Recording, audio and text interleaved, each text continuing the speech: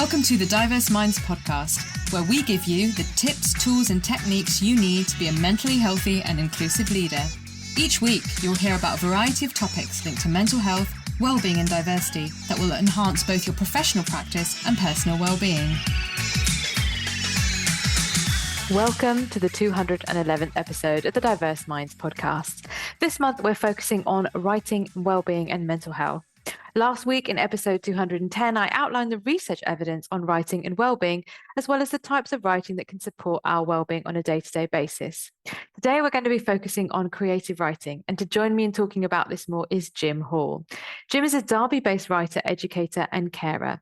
His published works include Upon Arrival, Drop Your Cool in 2015, Boy 2016, and Elsewhere, all in capitals, forthcoming in 2024. He serves as writer in residence for various schools and university settings in which he curates, edits, and publishes anthologies of creative writing by new writers, many of whom have previously never put pen to paper. He has worked as a program manager for Nottingham UNESCO City of Literature, supporting writers of all ages and backgrounds to read and write for pleasure, and runs several young writers groups alongside delivering ongoing email and Zoom courses in poetry and prose, of which I have been lucky to attend many of those. And Jim believes firmly in leaving out no one when it comes to accessing creativity and that everyone has a story to tell. So Jim, a huge welcome to the show. Thank you so much, Layla. Honoured to be here, and I'm certainly looking forward to diving in. Thanks so much for having me. No, we're really excited and really looking forward to this conversation because I've read out your bio, but I think it's great for listeners to know a bit more about what you're working on at the moment. Cool. Well, I said this to you sort of off camera, if it were, about this question of what I'm working on being really interesting for me, because in some ways, obviously, so because I'm a writer and also I'm developing my creative writing education practice, like there's that way of answering it, but there's also like the general sense of what I'm working on as a person. So I love the sort of the breadth of it, but what first came to my mind in terms of like what I'm actively working on is, which sums it all up, I think, is balancing my own writing time and writing focus with everything else I'm doing. So I recently, which is wild still to say, was given a grant from the Arts Council to work on a kind of longer form book. Someone like me who's normally identifying as a poet, it's already quite a challenge to have like focus time that's longer than like a 15-minute short burst blasting out a poem. And so I think I'm working on really honouring my own creative development, not just in terms of having like 4 hours to write in a day, but also like reflection time, reading time, really trying to go inward a bit more when I'm writing and when I've got my own space to do so. And that is balancing a little bit more well than my normal approach, to be completely upfront, which is being more interested sometimes, more excited by and more nurtured by giving out and reaching out and teaching and nurturing other writers, which I know you know. So it's like, I think I'm working on creating a bit more of a balance, a bit more of an acknowledgement that the impact giving myself time and energy to write has on more than just the creative practice, right? But the sense of myself, my genuine well-being, my happiness, which again is something that I've not always like taken full account of. It is really important for me to be doing that at the moment, I think, to still be doing my teaching and working with other writers, but to totally not neglect just quality time, energy and space towards my own writing. So I think, you know, in practical terms, I'm working on a longer form short story collection. I'm working on, you know, developing my business to support and teach other writers, but I'm also on a baseline level, I think I'm just working on creating a bit more balance of my own time, space with all of that. And I think the writing time is quite critical to that. So yeah, but a really interesting kind of layered question, I would say. Oh, thanks, Jim. So it sounds like, yeah, there's reflection and creation and that input into others' writing and inspiration as well. Yeah, I think that, you know, again, you know this, but obviously the listeners won't. I have always been someone that feeds massively off other individuals and humans. So sometimes people can, I wouldn't say maybe it's as much of the case now, but there can be an image of the writer as the sort of solitary figure chained to their desk for like 9 hours and needing to go into total recluse mode to create any like real works of art. I mean, that may still be the case and that's absolutely valid. But for me, from day one, really, even when I was first starting to write, which was more like fragments of music journalism pieces, I got into writing that way, and that was from being in live environment, sound, music, and wanting to kind of articulate how that all felt on the page, right? So it already started with being around people and being connected. It was more music back then, but now it's like, any workshop I'm in, and again, as you know, working with students particularly is a huge thing for me, like young writers in schools particularly, or anywhere outside of that, but in terms of the younger, early stage of figuring out themselves, like I feed so much off that. Most of my poems have come from genuinely hearing a quote or reading an article or engaging with something in the world that is like, my phrase is inspiration is everywhere. So like I'm the kind of person that I have no problem with ideas. I can go to like one event and like have 50 different ideas for a poem or for a story. It's just about that balance of taking it with me and sitting with it and reflecting on it, and it not being too much of the case, which I've absolutely found myself in, where not in terms of just my calendar being full of teaching commitments and therefore not as much physical time to sit back and reflect, but also I think in terms of energy, giving as much energy to when I'm sat in front of my own writing as I would to connecting with someone else. So yeah, I think they both feed off each other. I'm never someone that would want to cut out any of the work I'm doing like completely. I need like to dip my toe in both pools, I guess. Mm. And on that then, how did you become a writer? What was your journey? Because I know that music's another really big part of your life. So what led you to becoming a writer full time? It's a cool question because there's so many levels here. Like I think honestly, to like really to go super far back to the earliest formation of when even the idea of writing or language kind of hit me, I would say it was like a very visual image I have of when I was about 14, and it was like a summer holiday, and as in school summer holiday, and I remember my dad just like kind of stomped into my room like full of purpose with like these huge free books, like put them on the floor and just said, it sounds really like aggressive, but it was just like this deeply well-meaning thing. He's like, before the summer is out, you need to read these. And I was like, okay. And I just like picked them up and they looked really overwhelming, but they were actually the Tolkien's Lord of the Rings trilogy, right? So all three of the first three books. And obviously at first I was completely overwhelmed because not just the language, but I feel like for that kind of work, you have to really invest in the world of it and you have to kind of allow yourself to be taken there. So the first reaction was resistance, which I talk to my students a lot about. Like I was a very reluctant reader for a long time. I was a very reluctant writer as well. But I got into the world by persisting, and like some bits of the language, like little fragments of the language, just did enough to keep me engaged. And obviously then like I committed to it and did end up reading those three books. And I think that already opened up the world of language, I suppose. There's so many strange links here. Alongside that, I found out a game called Final Fantasy VII for the PlayStation 1. Again, my dad's involved a lot in this. He just like randomly bought me this game. I think like at that point in time, you could like in the newspaper, people were like selling games for like £5. He just drove over to a neighbor's house, and again, it's so sweet. He was sort of like, I think you'll like this, because I think he already knew that I had quite a strong imagination. And I played that game, and it was fully immersive, like the soundtrack, the storyline. So Lord of the Rings, then Final Fantasy VII, and then through that soundtrack particularly falling in love with music. And I think then, to kind of bullet point a bit quicker, I guess, because I do think it's important to start early.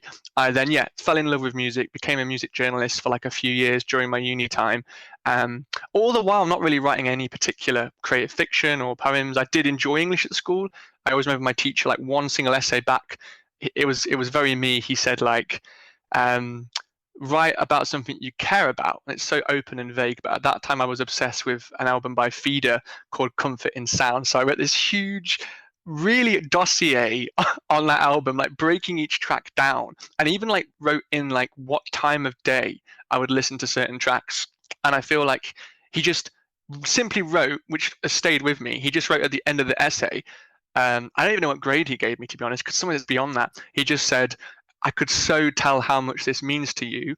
For someone that doesn't really like this kind of music, you got me interested to listen to the album. And I was like, okay, so you can persuade someone and change someone's view just by writing a thing down. Okay, let's go. And so then, I sort of dove into music journalism, and it was around when I was 21. Again, all these stories are very me in that they're very not linked, and they're very specific. A dude in a pub was talking to me, and he said he ran a poetry collective space once a week in Derby at the library. And I went there and I was overwhelmed again, because it was a very formal space where you have like everyone sits in a table, and puts their poem down, and then it's silence and people suddenly stop commenting. And for me, it wasn't quite the right fit. But again, this one person invested in me and said, you should try writing some poems. Like, the way you talk about things, it might be fun just to try it out. So that was the start point. And then the key shift really was, the beginning formations was stumbling into a poetry collective in Nottingham called the Mouthy Poets in 2011 when I was about 23. And that was a weekly series of workshops. It was crazy good, like 5 till 8, 3 hours every single week for free, which is wild. And it was just a great collective of writers figuring stuff out. I'll pause there a little bit for you, but from that weekly space from like 2011 right through to 2014, I was surrounded by constant rigor and constant similar age group to me. And also there was a lot of support to get us into schools and to work in the community. So already even then, Layla, it was less of here's me solitary writing with a collective. It was as a collective, we're writing together, supporting each other, but also we kind of want to do more and engage with the community on a wider scale. So yeah, again, there's lots more, but that's a very nuanced and specific start point, I guess, to my writing journey. Brilliant. Thank you. Thank you so much. And I think it goes to show that it doesn't have to be this linear journey, which I think is really helpful for people, whether you want to be a professional creative writer or you're doing it for your mental health and well-being. Which brings me on to the next question, really, which is, what does the term well-being mean to you? I think, again, this may be the case for a lot of people. I think it's a term that has shifted constantly for me. It's also a term that I am very guilty of not reflecting on, or not kind of sometimes I think for me, not so much now, but I know that in phases, well-being was like a kind of, it's like one of those things where, like, as a it's a very Jim approach to answering this question, but it was like a meal that I knew would probably be really like good for me, but I never would order it. Like, I knew it was there, and I knew I should pay attention to it and like actually consider at least once trying it, but I just never really did. I sort of never reflected enough on my own relation to that. I think I've always been someone who's quite, like, the roles I've had in work and the people I've connected with, I find myself being quite outward and interested and invested in these people. And because of that, of course, you have that risk of where's your space within that when you're away from everybody else, right? When I always think about this, well-being is the truest idea of well-being for me is like when you're entirely alone. And as an example, I don't know, you're sitting on the edge of your bed at whatever time of night, and like in that moment, where are you at? What do you feel? Not like, I know it can vary, but I suppose, how well do you know yourself in those moments? When no one's looking at you, how are you feeling? Like, are you generally content? Are you like, do you need a bit of support in some way? Do the people around you that love you know where you're actually at mentally, physically? I always think about that as a kind of zoomed in moment of like the idea of what well-being can mean. So it does vary. I think well-being for me at the moment in this, because I'm very much about like what is alive to me right now, I would say at the moment well-being is, again, balance. I keep using this word, authentic balance. So not just being all in on one thing and neglecting another. I think it's like also, again, writing time genuinely for me is an act of well-being. I would say it's like the act of me writing. Kaveh Akbar, the poet, had this gorgeous quote, and he was referring it more to quite a specific thing of his kind of past history with alcohol. But he said, when I'm writing a poem, I'm putting myself somewhere safe. I'm not out doing something I shouldn't be. I'm not struggling too much in my own head alone, or I'm not in a place where I'm feeling a certain way. I'm just trying to focus on that flow state in the moment. And I really like that, because you can be writing about fun stuff or not fun stuff on the page, but you are kind of sort of in a space, I think, that can be productive and healthy at the same time. So I think writing time is where my well-being centers at the moment. And also there's so many gorgeous ways to look at this. I think honesty, vulnerability, right? Kind of how I'd say I've become more vulnerable with people close to me in the last, just before the pandemic onwards, for various reasons, which I'm both very happy to go into and don't need to. But at the same time, it's like the core shift for me is, I'm now at a point, for example, in my WhatsApp group chat with my core friendship group, where we all now, and me particularly, are trying to can just be super clear in a single message that says like, having a not good day, or this happened, or struggling with this, what do you think? I don't think I was able to do that as much even a few years ago. So I think that's part of the well-being journey for me, being able to be, even on like a very low level scale, right? Be more vulnerable, not even like really deep, heavier kind of stuff, but just simply saying, kind of tired today. Like these kind of general small layers of building up more ability to be more vulnerable, and I think in that way almost take care of yourself more, because the people around you know just a little bit more about how you're actually doing. Oh, thanks, Jim. Yeah, like I think very nuanced and multi-layered, which I think is really helpful.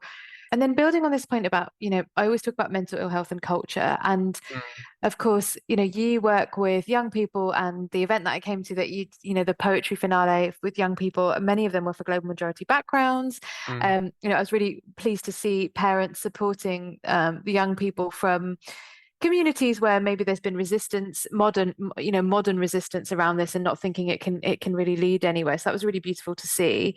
And I think as mm, someone who identifies as white British, how do you create a space for global majority young people to express themselves and to talk and create a safe space for that? mm, Yeah, really, I think it's really helpful to know more about that, because you know most of my guests on this podcast are from global majority communities, and I really wanted to have you on to kind of talk about that and this kind of misconception of, oh, the fear, what if I say something wrong, blah blah blah. But you're in there, you're doing it, and I'm sure mm, there have been times where you've said something wrong, quote unquote, mm, but then how you build that relationship with the young people can go, hey Jim, that ain't cool, you need to phrase it this mm. way. No, love it. I mean, all of that is really pertinent. And I think of all the questions you sent across, this is the one that I've been, one, really reflecting on, but also I think is a hugely important thing to consider, because, you're not just about being like so accurate in what you say that, but like in my opinion, like by default, based on like, the lack of knowledge I would have, and my presence and my kind of privilege in a space like that, there naturally, and I think it would be naive to say otherwise, will be those kind of not just even mistakes, but just that kind of lack of perspective or lack of understanding, no matter how well-meaning anyone is, like, of my kind of background in that space. So, but first of all, one thing that's really, really big is you've already touched on it, which was what I was going to start with, is very much like, I think not just knowing that you might make those kinds of mistakes, but like instantly navigating them with the student or students in some way. Now, again, this is like a really interesting core example, and I don't mind being vulnerable in this way about saying that I made that kind of, whether you want to call it error or just again lack of that initial awareness. I've always been really on such a baseline, but really huge on just like instantly getting pronunciation of someone's name. Absolutely, like it's just a huge thing to not only get right, but it should be just the baseline start point, right? It should be. But I remember there was one student who, I think it was one of those times where she was engaging actively in the space quite a lot, and I think I was saying her name not quite the way that it should be said. And like what was really powerful is, and that's just on me, I thought that when she told me the exact pronunciation that I thought I'd got it down, that's, I put a lot of time into that, but I actively in that moment didn't. And what was really powerful was like she came up to me, which is all on her, kind of credit to her, nothing to do with me here, just like really said to me straight up, like, that's not how you pronounce it.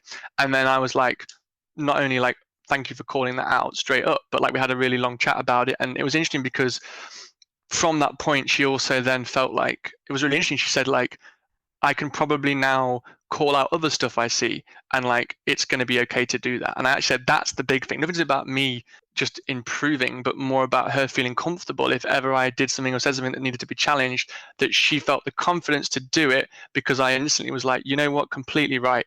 And there's a really powerful dialogue about that, I think, about openness to admit when you're wrong, and also openness to learn from the students. Like that's what I always talk about, not just about that example, but generally constantly feeding off. Yes, I'm giving them prompts, I'm supporting to kind of create work that speaks to them, that is their own voice, but also I'm constantly learning from them, like genuinely and authentically. I think it's an easy thing to throw that banner around and say, I love doing this work because I learn so much from students. That's fine, but like I authentically really do, not just in terms of learning, but it influences my own writing practice, the way I see the world. When I go into a space, I always have this phrase in my head of, we're always gifted and limited by our own perspective. So no matter how well-meaning, again, or how much reading or research or whatever you feel you've done, you can easily be totally thrown into pieces in a good way. Like so much like of what you thought was one way of looking at something can be totally flipped on its head just by a student sharing one line of a poem or saying one thing. And I have to be so receptive to that.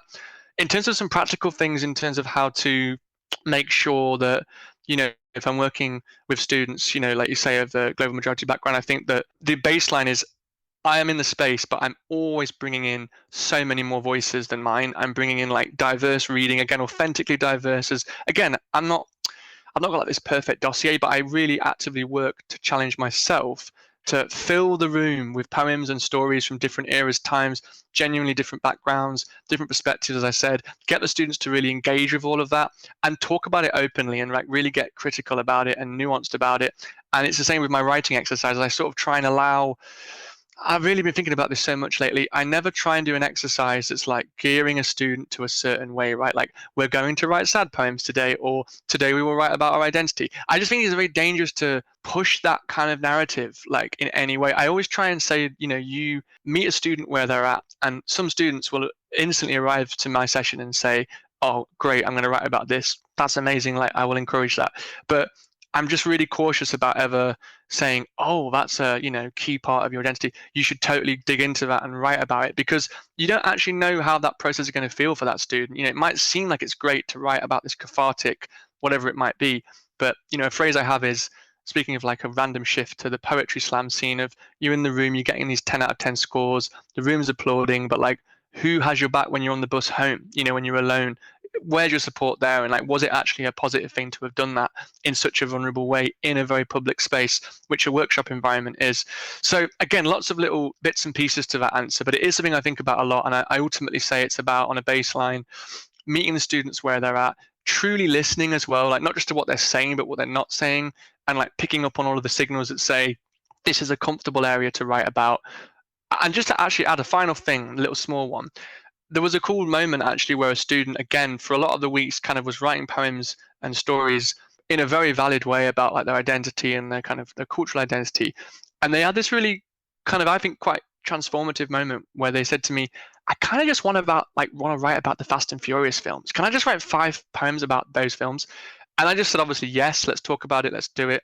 And I think that was interesting because they were already not writing what might have been expected of them, if that makes sense, by be it family, be it friends. They kind of just wanted to write about something that they cared about, and it didn't happen to fit into any maybe expectations of what other things might matter to them. So that's also an important thing, to be open to whatever they feel they want to write about in that moment being the thing. So yeah, I hope that kind of at least delves into some of the things that you were looking for. No, thank you so much, Jim. And the thing about the name, so that's very helpful, because I have seen people break down in tears, say, I try really hard to pronounce it. What else can I do? And actually you're just like, okay, I did try hard, but let me listen to this individual and what they have to say. So that's really helpful. It's not a small thing, is it? Because it links to identity, and the point around, sometimes people want to write about car oils, and they might be from a particular background where it's like, bring your pain to the page, and someone's like, no, I just want to write about watching Formula One, or or whatever it is. So yeah, thank you. No, that is super helpful. And I also wanted to ask you about the process of creative writing, and this is with everyone that you work with and for yourself. What is it for you about creative writing that is cathartic and helps with daily well-being as well as mental ill health recovery? And again, it's a nice time to ask that question, because genuinely, since receiving this kind of, I would argue, like, I mean, permission again is a complex word, and for someone like me, not just with the privilege, but with my setup, obviously I don't need it in a different way than someone else might. But I think in an honest way, permission that I've been given by purely having an investment in me from the Arts Council funding and from this current mentor that I have. I'm working with this one mentor at the moment.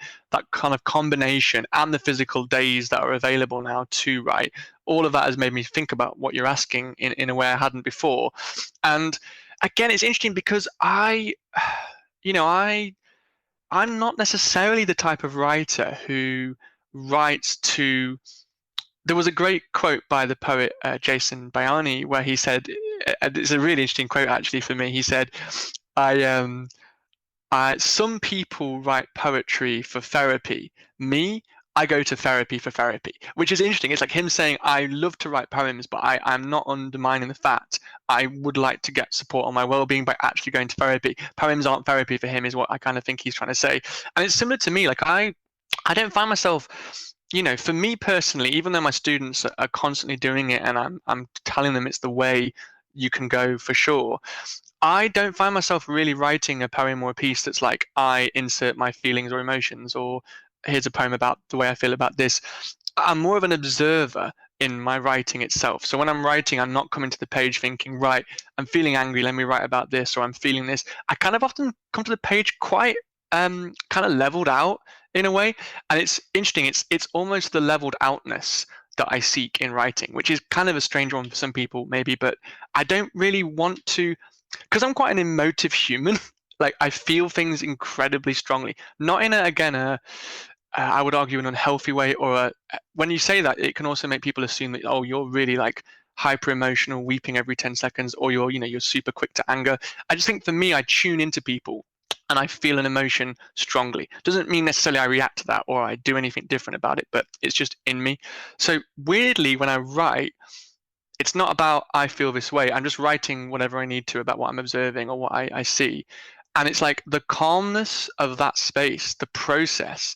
I don't feel an urgency when I'm in the process. I don't feel steered by, say, a certain emotion. I'm actually incredibly still, and it's the stillness that I go to. Like the writing may be messy as heck, right? It might be all over the place, one image after the next. It might be scattered with all kinds of things. But when I'm actually writing, and you mentioned process, which is big for me, as you know, when I'm actually writing, I feel like super still, super calm, super present. And that's actually quite cathartic for me, more so than hearing my tears on the page, or I'm like I forgot what the movie is. There's always a funny scene for me in I forgot I think it's like You've Got Mail, weird reference, but there's a scene where I think the person's like they're typing like a romantic piece of writing, and they're like the tears are coming down and there's this dramatic music. I could be writing about the heaviest stuff ever, but the way I look and the way I am is incredibly not that. It's not emotionally active, it's just still. It's like not quite detached, but also not quite like dragged by a certain emotion. So again, in a baseline way, the process of writing for me creates a kind of calmness. It's like a place to put all of the millions of thoughts and feelings that kind of shift in and around me on a daily basis. And like I get to put them somewhere still, the blank page. It's why I've never really been afraid of a blank page. I love it. It's like it's open. There's nothing there. I get to put whatever I want on my terms in that little room. And that often it's like decluttering a little bit, I suppose. So yeah, again, to sort of sum it up, I think the calmness and stillness and just peace of a blank page for me is super helpful. And that's why it feels cathartic. I can write for 2 hours straight or 10 minutes and I come away from it feeling like I've kind of had a bit of an exhale. And it's like, okay, that's a thing that's done. Now I continue to live in the world, but I've needed that. So yeah. Really helpful. And I think that plays to, I think, different sorts of people, because that, I can literally put all my tears on a page.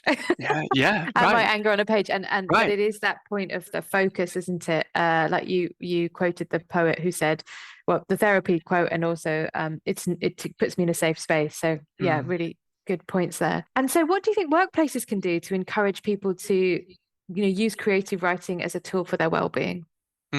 Again, a really cool question, because I mean, I'm not in any way assuming that, this is always the case, but for sure, I'm sure you would relate to this. There are certain spaces, workplaces, work environments where certain things that you love or care about or feel are very valid can either be like dismissed or not quite grasped or understood, or much worse by that workplace. So that for me brings up an interesting thing of, and I say this a lot and people think I'm just messing around, but it's very real.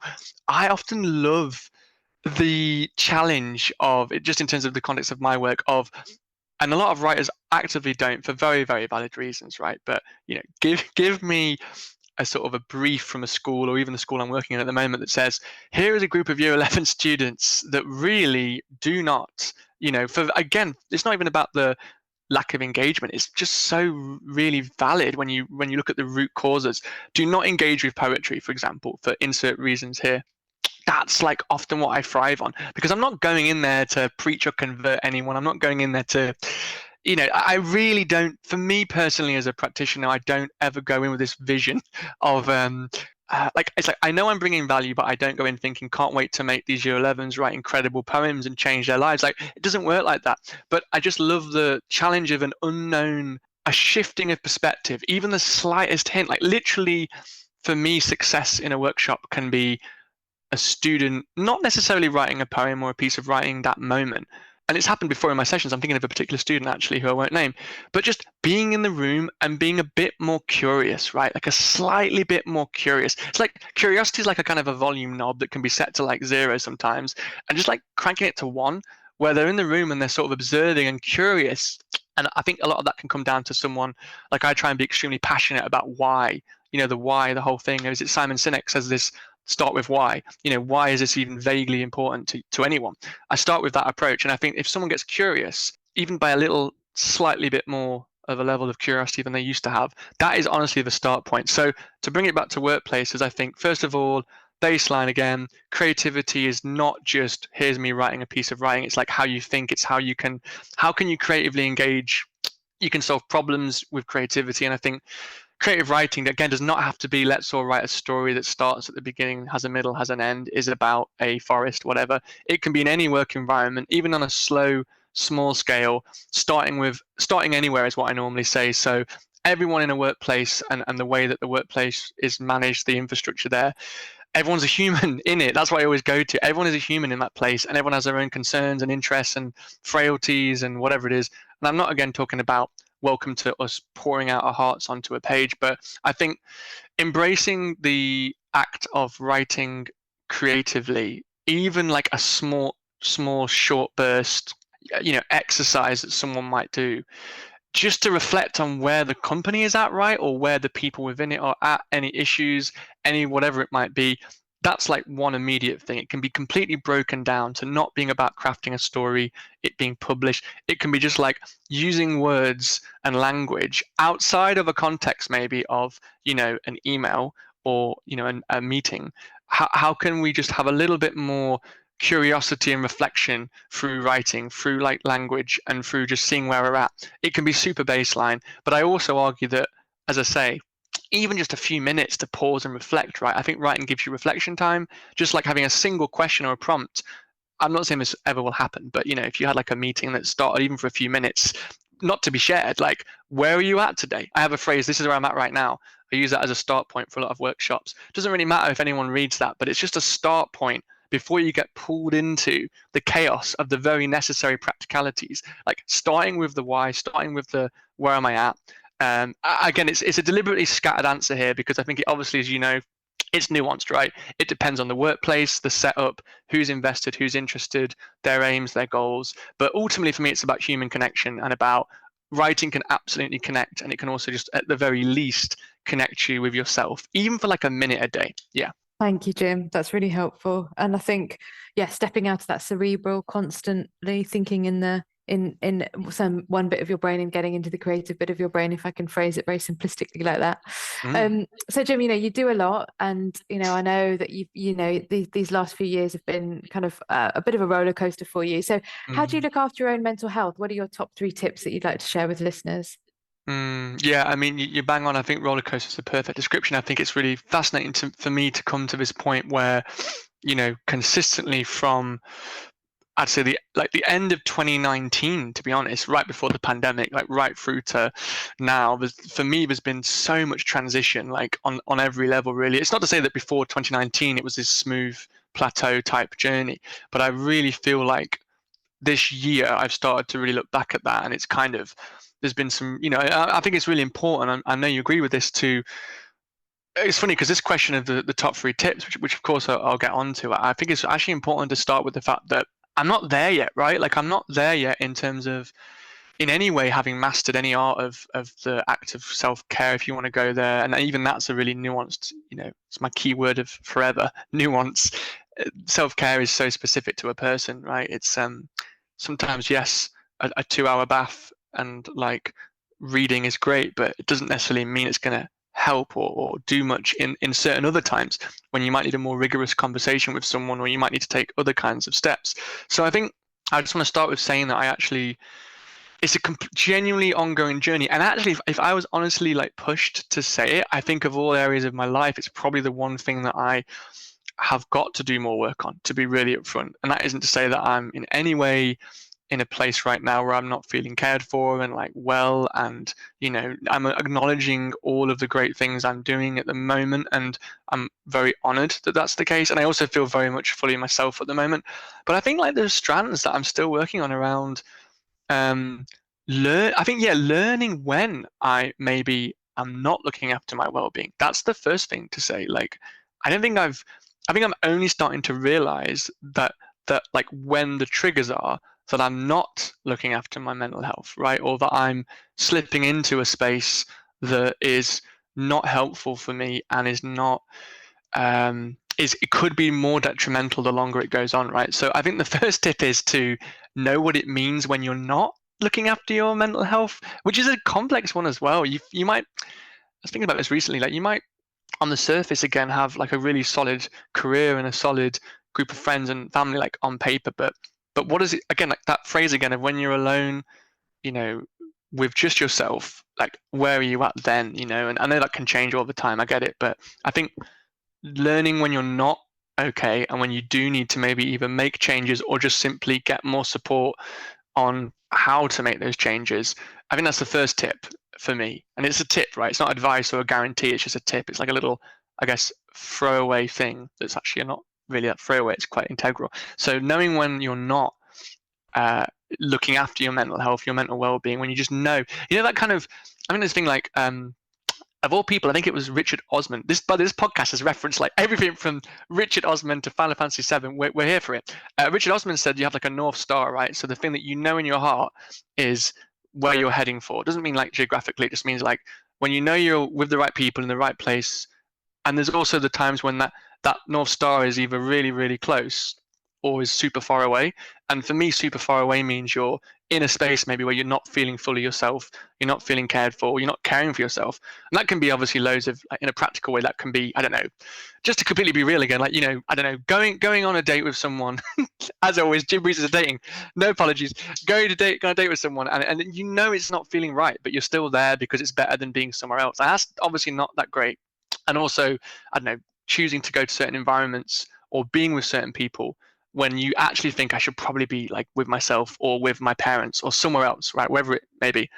So anyway, second tip would probably be really, really try and develop a sense of being in tune with yourself, which is not easy to do. Like when you know that you need to do something different to feel happier or to feel more yourself, like tuning in with yourself is a second tip, like trying to be really in tune, really honestly in tune, even if again you're with friends and you're thinking these are great people, but I actually just need to just be alone at this minute and go and have a rest, or I actually need to go and spend time with this particular friend because this particular friend at the moment is going to lift me up, whereas this other friend, though they're a friend, at this point in where they're at, they might pull me down a bit or they might actually not be as helpful to be around. It's hard to say that, right? It's not like about negativity, it's just about honestly knowing what you need and where you're at. And then the third tip I think is I'm not going to say talk to people, and that is a weird statement because I just think it makes it sound so easy, and it makes it also sound like by just saying the thing changes.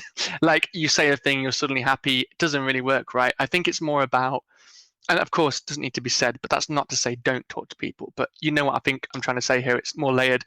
I think it's more about figure out how you communicate when you are not doing well, and that can be like through means, it can be through like create a system that works for you, that you can communicate some form of I am needing a bit more support, or I'm needing some space, or I'm needing to just be alone for healthy reasons, that isn't as simple as just giving someone a call. Because I think for me personally, like I'm very nervous on phone calls, even with good friends. It's weird, it's just a thing. So my friends know that if they call me, they're not going to panic, but they're also not going to expect me to open up because I'm going to be a bit more nervous. Whereas face to face, it's like a different story. And also for me, again, my friends know that if I have a couple of days, right, because I'm quite responsive. I'm as you know, I'm a massive fan of WhatsApp and voice notes. I'm super like into that. And if my friends like don't hear anything from me, whereas for another friend they might not care. So that sounds really brutal. And what I mean is they would know they're not like in trouble. They're just, they're not as responsive on their phones. Whereas for me, I'm very responsive. So they'd be more concerned and just want to check in. So yeah, I mean, again, there's lots of, again, half tips, half thoughts there. But I thought it was worth being quite vulnerable and honest with where I'm at with that to help anyone else who, because I was really thinking about this just to end on. You can listen to a podcast or you can see someone doing their thing, and they can even be talking about vulnerability or talking about tips for well-being. And even that can seem like they've got it together. But I really want to just stress that I'm learning all the time and I do fail a lot, but I also I'm reckoning with that, and I'm okay with that because yeah, it's messy and it's not straightforward, but it's all about the trying, I think. Yeah. Thank you. That's really helpful. I think we've had quite a few guests actually say, yeah, I'm still a work in progress. And I always say that it's much easier, isn't it, to support someone else or to say, oh, try this, try that, than to remember it and do it for yourself. Oh, thank you so much, Jim. And finally, if people want to know more about your work, how should they contact you? And I will, of course, include these in the show notes. Yeah, amazing. So, and again, Layla and I were completely laughing about this, but there's a couple of things here. In a way, it's beautiful and it's amazing, and I don't take it for granted. But the reality is, I'm working on my presence, so like a full-on website, social media presence. That will be happening.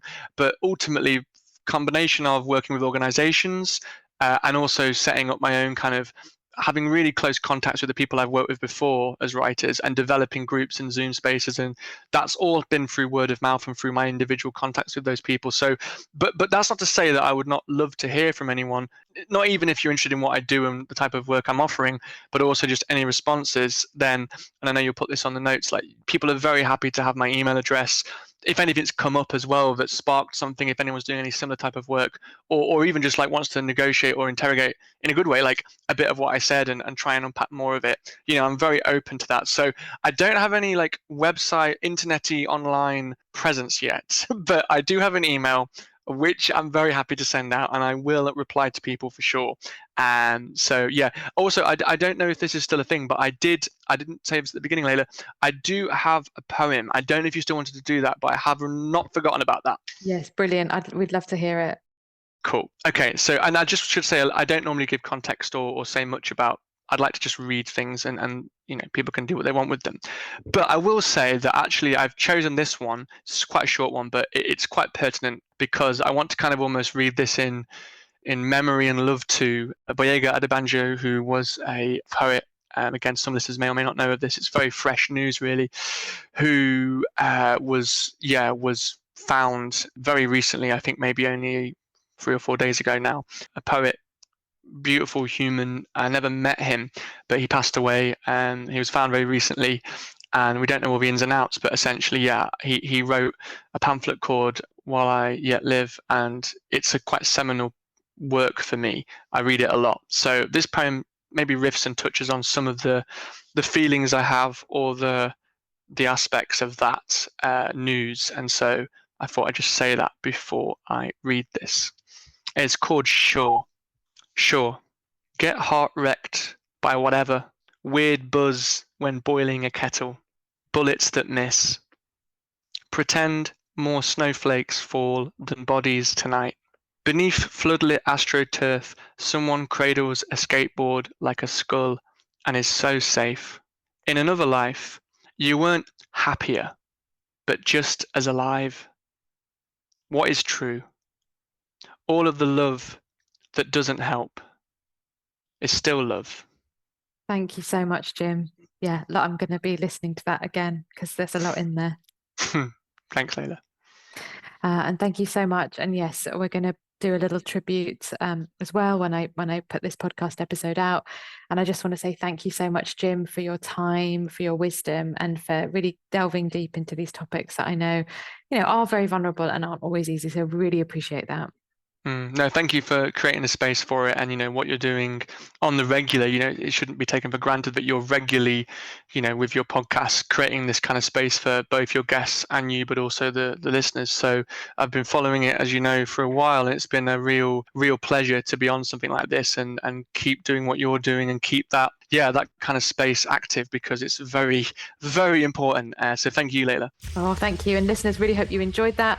Don't forget, if you want to know more about Jim's work and his classes, you can, of course, email him, and that'll be in the show notes. And do join us next week, where we'll be talking to Greta Solomon about journaling, a daily journaling practice. Until then, everyone, take care and hopefully speak to you soon. Thanks for listening to the Diverse Minds podcast. Don't forget to subscribe on Apple Podcasts, Spotify, or wherever you access your podcasts from. You can also connect with me on Facebook, Twitter, and LinkedIn. Tune into next week's episode of the podcast, where I'll bring you more insights on mental health and inclusion. Bye for now.